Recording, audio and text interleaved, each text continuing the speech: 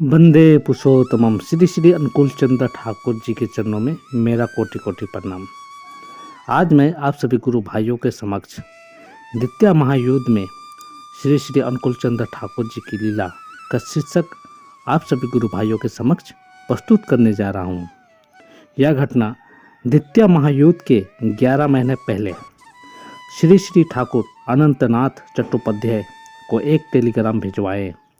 भविष्य में बर्मा देश यानी बर्मा वर्तमान का म्यांमार देश में भयंकर दुर्घटना हो सकती है, इसलिए आप लोग जो जहां पर है शीघ्र ही उस देश को छोड़कर भारत चले आइए।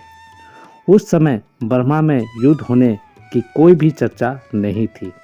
यह संवाद सुनकर बहुत सारे गुरु भाई बर्मा छोड़कर भारत आ गए, लेकिन कुछ गुरु भाई वहां से निकलने में असमर्थ हो गए थे।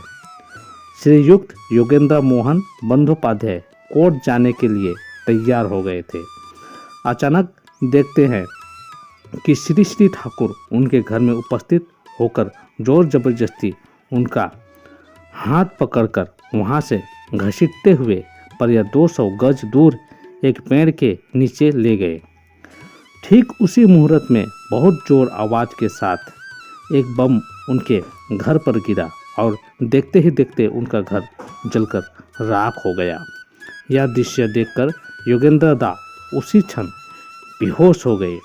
जब होश आया तो देखे वे पेड़ के नीचे पड़े हुए हैं और उनके सामने घर धधक कर जल रहा है, लेकिन श्री श्री ठाकुर कहीं दिखाई नहीं दे रहे हैं। रंगून बाजार में गुरु भाई का किनारा दुकान था। दुकान में लोगों की भीड़ लगी हुई थी। ठीक उसी मुहूर्त में एक बम गिरा। देखते ही देखते कई लोग छिन्न भिन्न अवस्था में उड़ गए, लेकिन आश्चर्य का विषय था उतना भयंकर विस्फोट होने के बावजूद वहां पर उपस्थित दुकानदार गुरु भाई सही सलामत बच गए। बर्मा में बाजिम अली खां नामक एक मौलवी श्री श्री ठाकुर के सतनाम से दीक्षित थे। वे भी एक बार बम विस्फोटक के बीच घिर गए। वे देखे कि श्री श्री ठाकुर उनके सर के ऊपर अपना हाथ फैलाकर रखे हुए हैं। उसी क्षण नज़दीक के अनेक लोग बम गिरने से मारे गए थे, लेकिन उनका शरीर में बिंदु मात्रा भी खरोच नहीं आई। तो इस प्रकार श्री श्री अनुकूल चंद्र ठाकुर जी ने द्वितीय महायुद्ध में अपनी एक अद्भुत लीलाएं दिखाकर सभी गुरु भाइयों के हृदय में ठाकुर के प्रति दृढ़ विश्वास जागृत कर दिया है। बस इतना ही कहकर सभी गुरु भाइयों को मैं आंतरिक जय गुरु कहता हूँ।